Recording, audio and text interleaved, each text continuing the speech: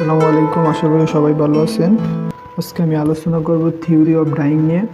ডাইংয়ের কিছু তথ্য আছে, সেটা নিয়ে আমরা আলোচনা করব। প্রথমেই আছে শেড। শেড কাকে বলে? একক পরিমাণ টেক্সটাইল ম্যাটেরিয়াল ডাইং করতে যে পরিমাণ ডাইসের দরকার হয় তাকে শেড বলে, শেড পার্সেন্টেজ বলে। অর্থাৎ আমি একটা টেক্সটাইল ম্যাটেরিয়াল নেব, তার ভিতরে কত পার্সেন্ট আমার ডাইস থাকবো, যে একক পরিমাণ টেক্সটাইল ম্যাটেরিয়ালের ভিতরে কী পরিমাণ আমার ডাই আছে, সেটাই আমরা লিখি শেড পার্সেন্টেজ। তো শেড পার্সেন্টেজ তিন ধরনের হয়।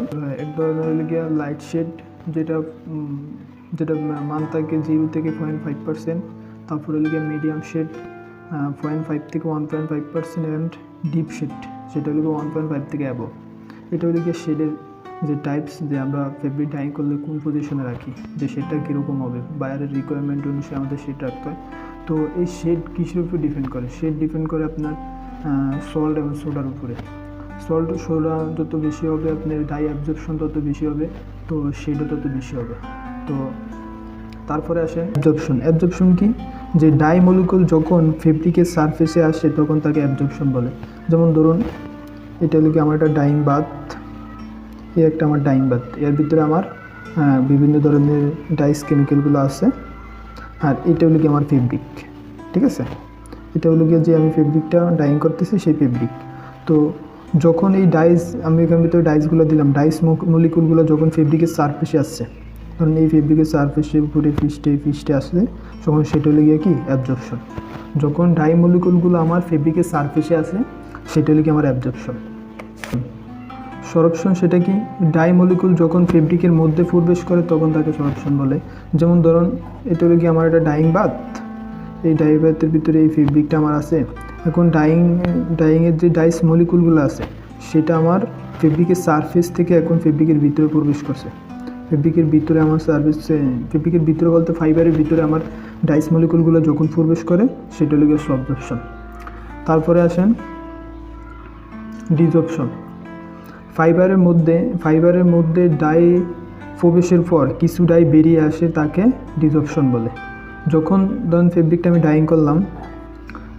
ডাইং করার পর সব ফেব্রিকের ভিতরে সব যেই ডাইগুলো আমার প্রবেশ করছে, সবটি তার ফিক্স হয়ে থাকবে না, কিছু বেরিয়ে আসবে।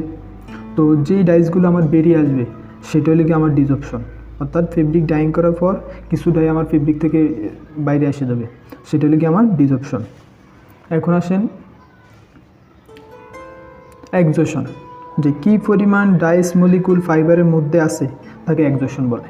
যে আমার ফেব্রিকটা ডাইং করার পর যে কিছু ডাই বেরিয়ে গেছে, কিছু ডাই ধরেন আমার ডাইং বাতে আছে, এবং ফেব্রিক আলটিমেটলি যে ডাইটা শোষণ করছে, যেটা ফেব্রিকের ভিতরে আছে, সেটা হলো আমার এক্সজশন।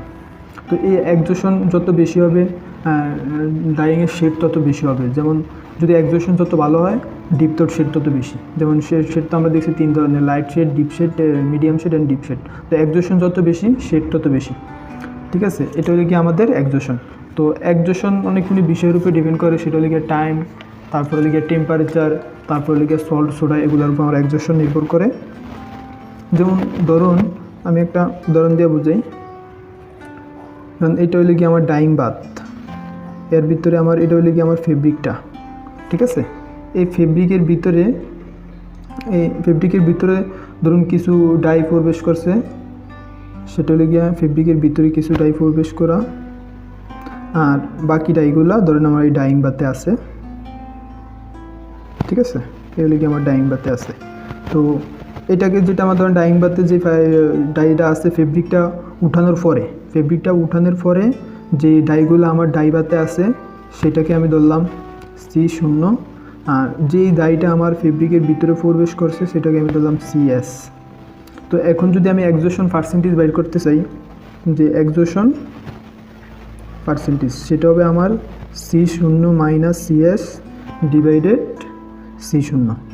অর্থাৎ এই ডাইং বাতের ভিতরে যে ডাই আছে, তার ভিতরে কতটুকু ডাই আমার ফেব্রিক বা ফাইবার শোষণ করছে, সেটাকে যখন আমি পার্সেন্টেজে প্রকাশ করুন, তাকে বলে এক্সজশন পার্সেন্টেজ। তো এক্সজশন পার্সেন্টেজ যত বেশি হবে, আমার শেড তত বেশি হবে। সেটা হতে পারে মিডিয়াম, হতে পারে ডিপ হতে পারে। ঠিক আছে, তারপরে আসেন ওয়াশিংয়ের পরে ফাইবারের মধ্যে কী পরিমাণ ডাই আছে তাকে ফিক্সেশন বলে। ধরুন আমরা ফেব্রিকটা ডাইং করার পরে তো আমরা সেটাকে ওয়াশ করি, ঠিক আছে। তো ওয়াশ করার পরে দেখা গেছে যেগুলো আনফিক্সড ডাই সেগুলো চলে যায়। ফাইবারের ভিতরে যে আনফিক্সড ডাইগুলো আছে যেগুলো ধরুন ফাইবারের সাথে কোনো বন্ড গঠন করতে পারে না, সেগুলো চলে যায়। চলে গেলে আলটিমেটলি আমরা চূড়ান্ত পর্যায়ে গিয়ে যেই ডাইটা ফেব্রিকের ভিতরে পাই বা ফাইবারের ভিতরে পাই সেটাকে বলে ফিক্সেশন। তো এই হলে গিয়ে ডাইংয়ের থিওরি। তো আশা করি সবাই বুঝতে পারছে।